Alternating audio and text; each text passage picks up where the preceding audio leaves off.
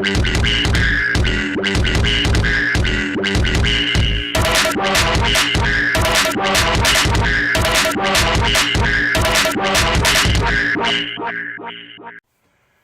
what you saying, peeps? Ho ho ho, Merry Christmas, 'tis the season and all that. If you don't know, you should know. It's your boy JD and I am back once again. 'Tis the season to be jolly and to give you my top 5 all-time favourite Christmas films. There's been so many Christmas films that I've seen over the years that a year ago would have probably given you a different list altogether, but I'm sticking with ones that would have been on my list from years ago, and the ones that have made like a late entry, as in like recent films that came out. So starting with number 5, Jingle All the Way. The reason why I picked this film on my list is because back in the day, man, even to this day, I'm like a massive Arnold Schwarzenegger fan. Like them old school 90s action and the action films, man, they're the ones, yo. So imagine my surprise, right, when I'm so used to seeing Schwarzenegger in like an action film, shooting people and blowing people up and that. The scene go from that into a nice, festive, family-friendly comedy. It's just like the weirdest thing to me, but it was so. I remember the first time I saw it, I laughed my ass off so much. Him and Sinbad, like the ultimate odd couple when it comes to Christmas films and that. I just loved it. It's turbo time. No, sorry about that. But yeah, Jingle All the Way, one of my best Christmas films. I don't think I ever get sick of watching it, even though it's like a bit of a cheese fest. But you gotta have a little bit of cheese at Christmas time. Come on, man.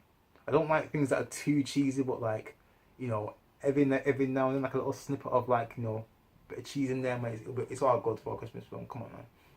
So yeah, for the feel good factor and the irony factor, Jingle All the Way is my number 5 on my list.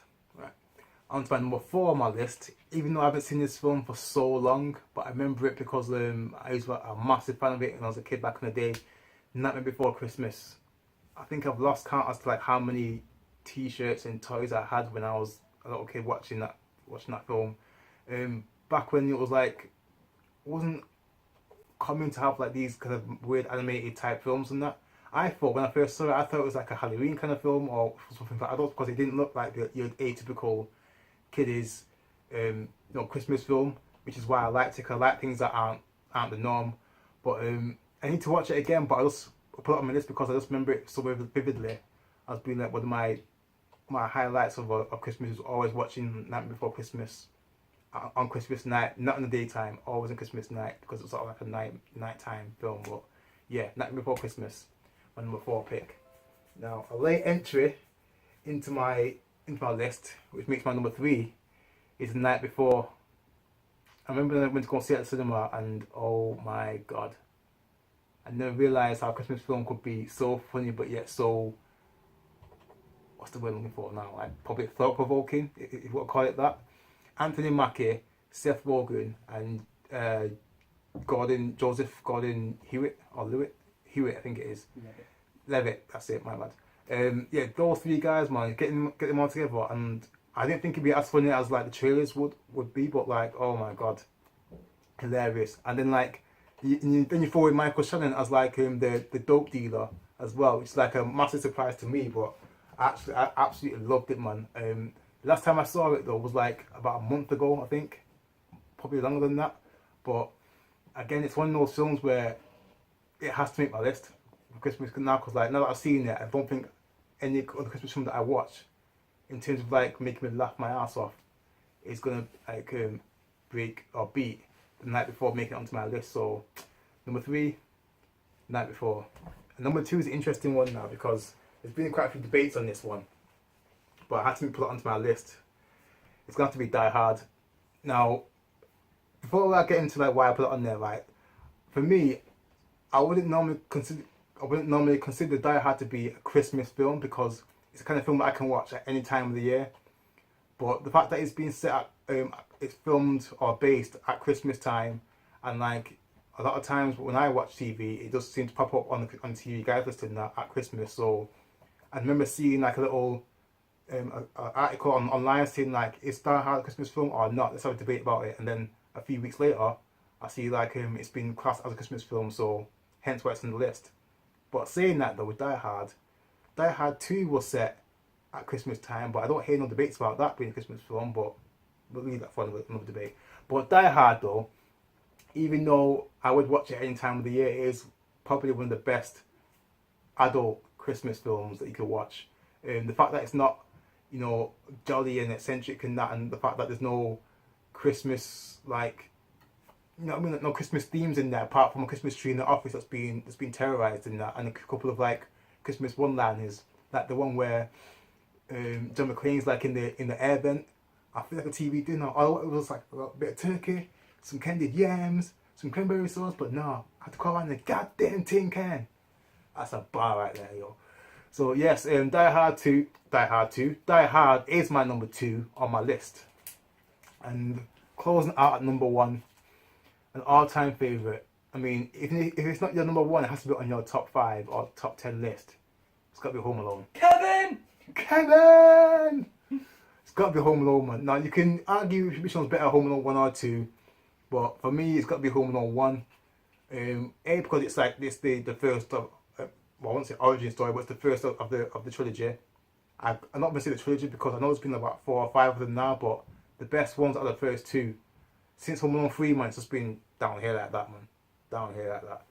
But the funniest parts for me in that film was one where Marv, the tall, lanky burglar, tries to go down the stairs in the basement after Kevin's like iced it all up and that, and the sound he makes, I won't make the sound, but the sound he makes as he's falling down the stairs was hilarious.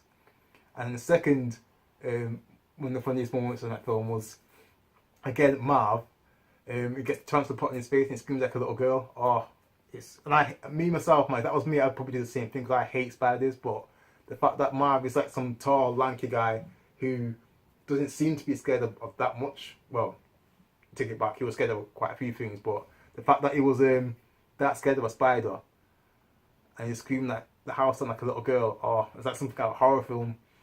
But yeah, all the traps in that were pretty much on point.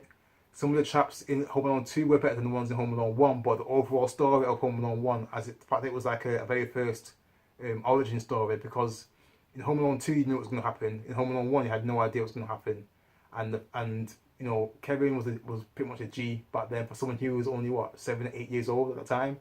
Even though it's like a not real thing, but for someone like Kevin, an 8-year-old kid, to have the mindset to like build all them traps and that. Can you imagine if that was like a real kid and how he'd grow up to be like some kind of world famous engineer, something like that? Yo, guy was making dough right now. Security firm. Yeah, security firm. Kevin McAllister security firm. Hashtag it, just in case, yo. But yeah, Home Alone, my all-time favourite Christmas film. I could watch that over and over again on repeat and not get tired of it. It's a classic. There, I said it. Classic. So to round it off, I'll give a recap again of my top 5. Number 5, Jingle All the Way. Number 4, Nightmare Before Christmas. Number 3, The Night Before. Number 2, Die Hard. Number 1, Home Alone. Now, in the comment section below, let me know if you think Die Hard is a Christmas film or just a good action film. I think both, but again, like I said before, I would watch Die Hard any time of the year, so it doesn't have to be Christmas, but could it set at Christmas time, just like Die Hard 2, but no one debates about that. But could it set at Christmas time, it's classed as a Christmas movie, so let me know, man, because I'm one of 2 ways here. Make sure you go and subscribe to that Double D team for all the best reviews on all the best shows, you know, Ozark, Mayans, Walking Dead, Atlanta, all that good stuff. If you're into those kind of shows, watch that channel, man, because they have some of the best reviews on there. Make sure you go and subscribe to my channel, JD Virtue. Post comments down below, let me know what you guys think of my list. If you liked the video, hit the like button, subscribe and share. If you did not, hit the like button, subscribe and share. Peace.